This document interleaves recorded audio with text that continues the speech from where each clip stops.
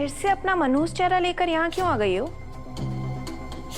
मैं आपसे माफी मांगने आई हुई थी मैडम, और ये विनती करने आई हूँ कि इसे एक बार हमारे को हमारे बाबू साहब से मिलवा दीजिए।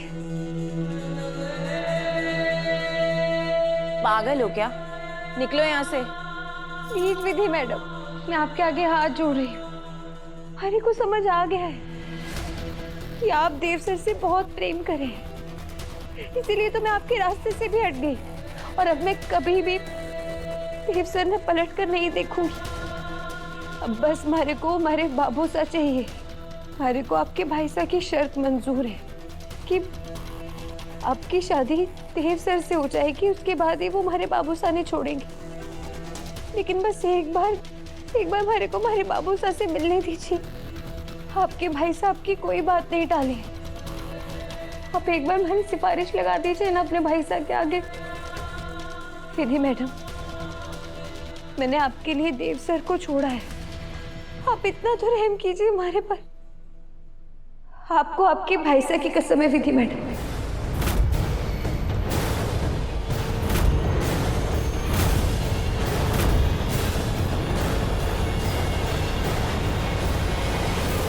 भाई साहब, मिलवा दीजिए इसको इसके बाबू साहब से।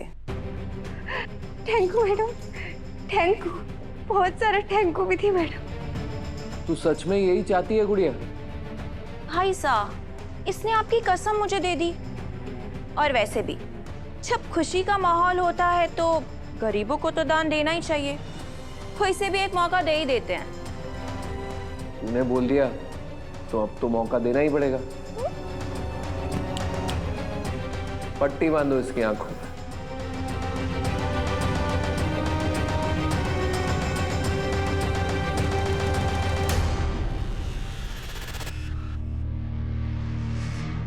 चल, पूरी करते हैं तेरी इच्छा। चल।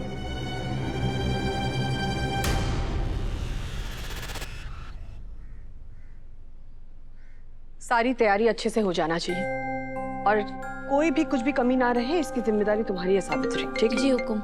हेलो जी जी।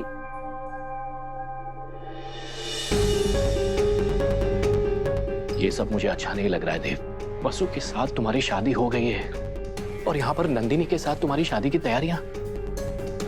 यहाँ कोई शादी नहीं होगी पापा से। वसु और मैं 7 जन्मों के लिए साथ हैं, और हमें कोई भी अलग नहीं कर सकता।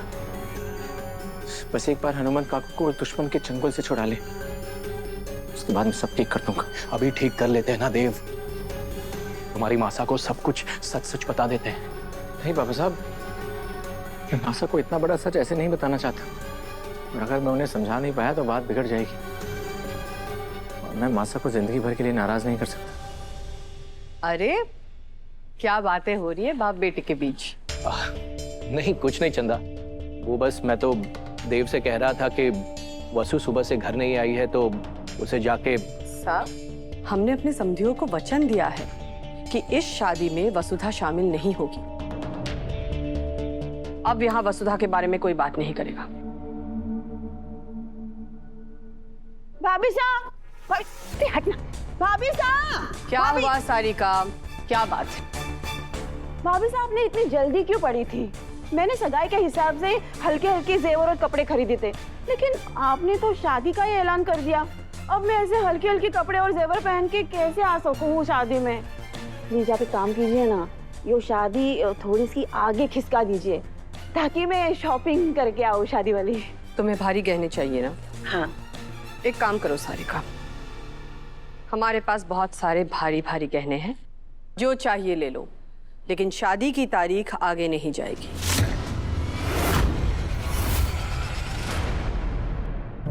मतलब चंद्रिका सिंह चौहान के सारे गहने हमारे को मिल जाएंगे?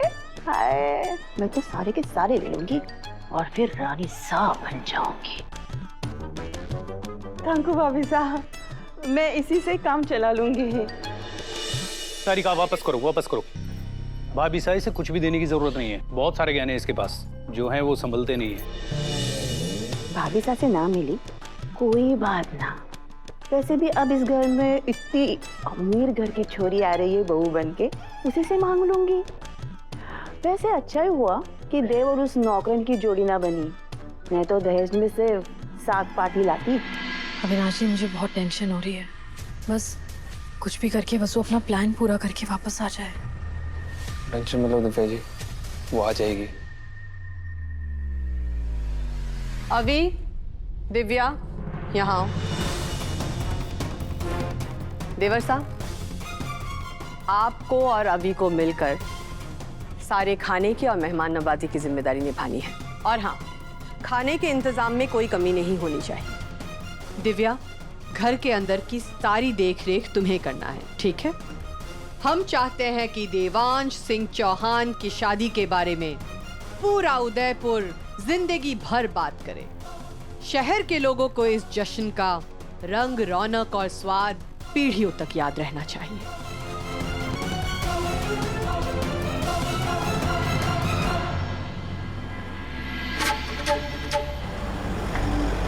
पहला बायां मोड़, 1 2 3 4 5 6 7 8 9 10।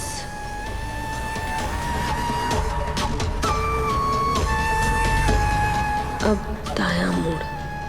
सुना है चंद्रिका अपने लाडले की सगाई नहीं, सीधा शादी करने वाली है। कैसा फील हो रहा है आपको मिसेज वसुधा देवांश सिंह चौहान?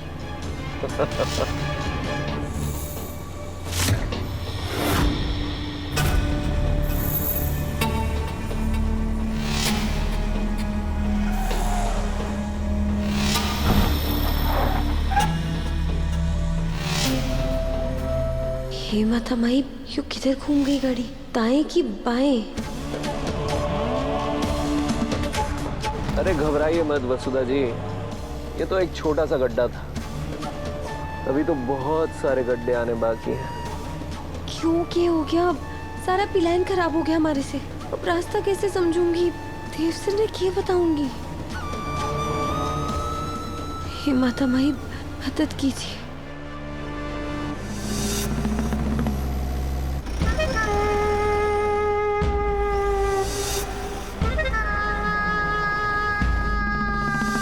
चलो मिलाते हैं तुम्हें तुम्हारे बाप से, कर देते हैं तुम्हारी ये मंशा पूरी।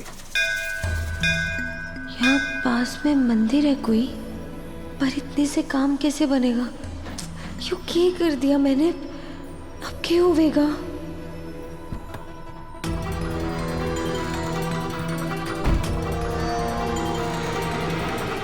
चलो पहुंच गए तुम्हारे बाबूसा के पास।